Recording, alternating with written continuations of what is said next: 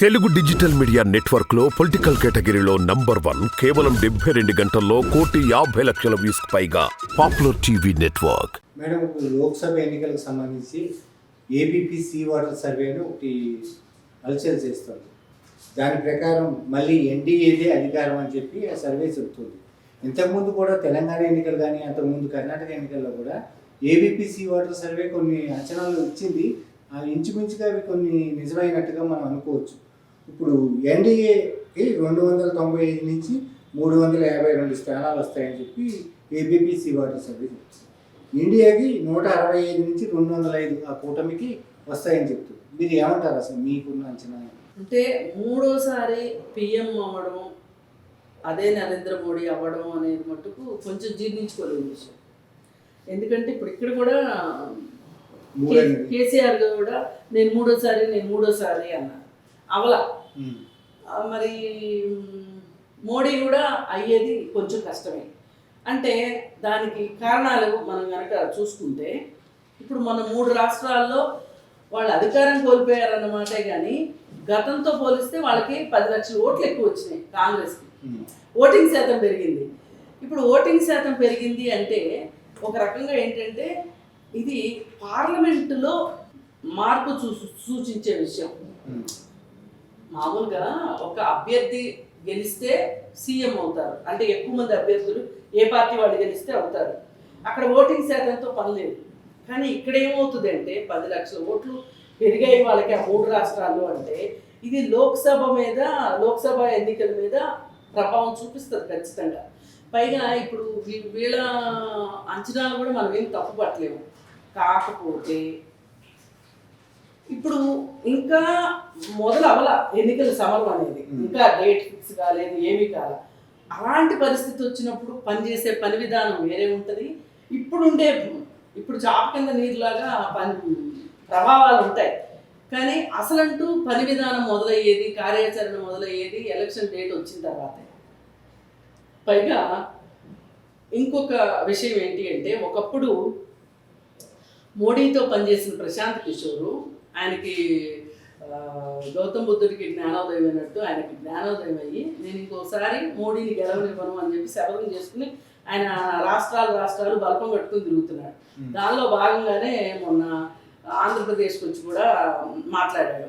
ఆయన ఉద్దేశం ఏంటి అంటే, కాంగ్రెస్ పార్టీ ఇప్పుడున్న ప్రాంతీయ పార్టీలు, బలమైన ప్రాంతీయ పార్టీలు తోటి ఎన్నికల ఒప్పందానికి వచ్చి కాంగ్రెస్ నాయకత్వం వహిస్తూ ఈ పార్టీలందరి సహాయ సహకారాలతోటి కేంద్రంలో గెలవచ్చు, అదేం పెద్ద కష్టం కాదు అనే ఒక వ్యూహరచన చేశాడు ప్రశాంత్ కిషోర్ కొన్ని విషయాలు, మనం కోడిగత్తి విషయాలు కావచ్చు, అట్లాంటి వ్యూహాల దగ్గర పక్కన పెడితే, అంటే అతని దగ్గర నీటు ఉంది, నాటు ఉంది, నాటు పద్ధతులు అవన్నీ. అలాగే పదునైన వ్యూహాలు కూడా ఉన్నాయి అతని దగ్గర. అంటే వాస్తవ పరిస్థితిని అంచనా వేసి, అంటే ఎలాంటి మనుషులకి అలాంటి చిట్కాలు చెప్తాడు ఆయన. ఆ విధంగా ఇప్పుడు కాంగ్రెస్ పార్టీకి చెప్తున్న చిట్కా ఏంటి అంటే, కాంగ్రెసే అధికారంలోకి వస్తుంది. ఎలా వస్తుంది అంటే, మీరు భేషజాలకు పోయి ప్రాంతీయ పార్టీల దగ్గర మేము జాతీయ పార్టీ మీరు ప్రాంతీయ పార్టీ అన్నట్లుగా ఉండకుండా దిగి వచ్చి కొంచెం పట్టువిడుపులతోటి కనుక మీరు ఎన్నికల అవగాహనలోకి వస్తే కనుక ఖచ్చితంగా కాంగ్రెస్ పార్టీ అధికారంలోకి వస్తుంది అని చెప్తున్నాడు ఆయన. ఆ విధంగా మరి ఇలాంటివన్నీ పనిచేస్తాయి అనుకోండి, మోడీ ఎట్లా గెలుస్తాడు చెప్పండి? పైగా ఇన్ని సంవత్సరాల్లో 10 సంవత్సరాలు ఆయన కూడా టైము, 10 సంవత్సరాల్లో ఒక పేరెన్నిక కన్నా ప్రాజెక్టును పెట్టలేదు, ఒక సంస్థ పెట్టలేదు, అలాగే అప్పులు తగ్గించలేదు, మనకున్న అప్పులను తగ్గించలేదు. పైగా కొన్ని చట్టాలు తీసుకొచ్చి ఆ చట్టాలని వెనక్కి తీసుకోవాల్సిన పరిస్థితి. అలాగే మొన్న కొన్ని చట్టాలని ఎట్లా చేశారు, ప్రతిపక్షాలు లేకుండా చేసి సభలో వాళ్ళకి 144 మందిని 143 మందిని బయటికి పంపించి చేశారు. ఇవన్నీ ప్రజలు గమనిస్తారు. ఒకప్పుడు ఒక చదువుకున్న ఒక మేధావి వర్గం కావచ్చు, లేకపోతే ఎగువ మధ్యతరగతి వర్గాన్ని టార్గెట్ చేసుకుని మతం పేరు చెప్పి వాళ్ళందరితోటి అంతకుముందు ఎప్పుడు ఓటింగ్కి రాని వాళ్ళందరినీ ఓటింగ్ తీసుకొచ్చుకొని ఓట్లు వేయించుకుని గెలిచిన ఘనత మోడీది. మరి వీళ్ళు ఇవాళ ఈ సంగతి ఆలోచించరా? ఇది ప్రజాస్వామ్యం కాదు, ఇలా చేయడం కరెక్ట్ కాదు, ఇప్పుడు బిల్లులు పాస్ చేసుకుంటానికి వాళ్ళని బయటికి పంపడం అనేది సరైన విషయం కాదు అని. పైగా ప్రతిపక్షాలు కూడా మొండి పట్టుదల రెండే రెండు విషయాలకు మొండి పట్టుదల పట్టాయి. అవి ఏంటి అంటే మణిపూర్లో జరిగిన హింసకు తాలూకు మోడీ మాట్లాడాలి అని అన్నారు. మోడీ మాట్లాడాలని అడిగారు. దాని మీదనే చాలా రోజులు చర్చ ప్రతిష్టంభన ఏర్పడింది. అది సమంజసమైన విషయమే కదా. మరి మొన్న దేశ భద్రతకు సంబంధించిన విషయం, ఆ పొగ బాంబులు తీసుకొచ్చి ఒక ఇద్దరు అగంతకులు తీసుకొచ్చి పార్లమెంట్లో వేస్తే దానికి సంబంధించి అమిత్ షాని మాట్లాడమంటున్నారు. అమిత్ షా మరి మనకి హోమ్ మినిస్టర్ కదా, ఆయన బాధ్యతాయుతం కదా. అసలు కట్టుదిట్టమైన 3 అంచెల భద్రతా వలయాలు ఉంటాయి అక్కడ. అంటే మనం 3 చోట్ల మనని గమనించి చెక్ చేసిన తర్వాతనే, తనిఖీలు చేపట్టిన తర్వాతనే లోపలికి పంపిస్తారు. అలాంటిది 3 చోట్ల తనిఖీలు మిస్ చేసుకుని, పైగా ఎవరో ఒకళ్ళు వాళ్ళకి ఆహ్వానం ఇస్తే తప్పితే, పాసులు ఇస్తే తప్పితే లోపలికి వెళ్ళలేరు. మీరు నేను వెళ్ళి పార్లమెంట్ ముందు కూర్చుని నిరాధ్యక్షులు చేసినా మనకెవరో పాస్ ఇవ్వకపోతే మనం లోపలికి రానివ్వరు. మరి పాస్ ఇచ్చింది సాక్షాత్తు బీజేపీ అతనే. మరి ఇవన్నీ ఈ లొసుగులన్నీ మాట్లాడాల్సి వస్తుందని చెప్పి వీళ్ళు ఏం చెప్తున్నారు,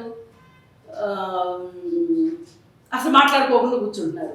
పైగా వీళ్ళ ఉద్దేశం ఏంటంటే ఎప్పుడు ఎన్నికలు వచ్చినా సరే ఒక సర్జికల్ స్ట్రైక్స్, ఒక బాలాసోర్లో, లేదా ఇంకోటు ఏదో ఒక దాడు, ఏదో ఒకటి. అంటే మన దేశం ప్రమాదంలో ఉంది, ప్రజలారా మీరందరూ అభద్రతలో ఉన్నారు, మీకు భద్రత లేదు, మేము వస్తేనే భద్రత కల్పిస్తాము అనే ఒక నిశ్శబ్ద సందేశాన్ని ఇవ్వడానికి బీజేపీ వాళ్ళు ఎప్పుడూ రెడీగా ఉంటారు. మనం ప్రతి ఎలక్షన్స్ ముందు జరిగింది రామాలయం అదే అంటారు. రామాలయం అవి ఒక రకమైన ఇది ఏంటంటే దేశ భద్రతకి ముప్పు ఉంది, అందుకే చూడండి పార్లమెంట్లోకి ఇద్దరు వచ్చేసి బాంబులు వేశారు అని మాట్లాడతారు. అండ్ మేము మాత్రమే రక్షించగలం అని చెప్పడం కోసం. అంటే అదే కోణంలో ఇప్పుడు ప్రతిపక్షాలు కూడా ఏమంటున్నాయంటే, మేడం పార్లమెంట్ని రక్షించలేని వారు దేశాన్ని ఎలా రక్షిస్తారు అని అంటున్నారు. అసలు ఇప్పుడు ఆ మాటలన్నీ మాట్లాడే అవకాశం లేకుండా పార్లమెంట్నే లోనిచ్చే వాళ్ళని బయటికి పంపించారు కదా. కానీ వీళ్ళు అనుకుంటున్నారు నిజానికి గోడలు కట్టడం అంత ఈజీ కాదు. అది నిజం అనేది గోడలు బద్దలు కట్టుకుని వస్తుంది బయటికి. ఇప్పుడు ప్రజాక్షేత్రం లేదా, వీళ్ళు రేపు మాట్లాడరా? అసలు బీజేపీ ఎంపీ ఆ ఇద్దరికి పాస్ ఎందుకు ఇచ్చాడు అని వీళ్ళు రేపు నుంచి ప్రజాక్షేత్రంలో ప్రశ్నించరా? అంటే వాళ్ళ గురించి తెలియకుండా పాసులు ఎలా ఇచ్చాడు అని చెప్పి అడుగుతారు కదా. పైగా తనిఖీలు ఏమైనాయి అని కూడా అడుగుతారు కదా.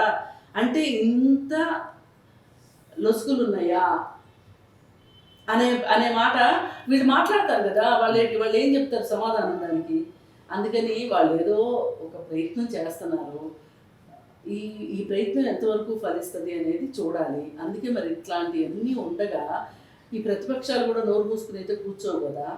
మరి అలాంటప్పుడు మూడోసారి ఎట్లా అధికారంలోకి వస్తారు? ఇప్పుడు నువ్వేం చేసావు ఈ దేశంలో 10 సంవత్సరాలు అధికారం వెలగబెట్టి ఏం చేసావు అంటే ఏం చెప్తారు చెప్పండి? వాళ్ళ ప్రోగ్రెస్ రిపోర్ట్ ఏంటి చెప్పండి?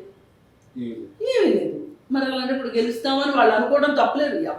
ఓడిపోతామని తెలిసిన తర్వాత కూడా మేకపోతు గాంభీర్యంగా గెలుస్తామనే చెప్తారు ఎవరైనా. వాళ్ళు గెలవాలి అని అనుకోవడంలో విచిత్రం లేదు, వింత లేదు. కానీ వాస్తవ పరిస్థితి ఏంటి అన్నదే ప్రశ్న.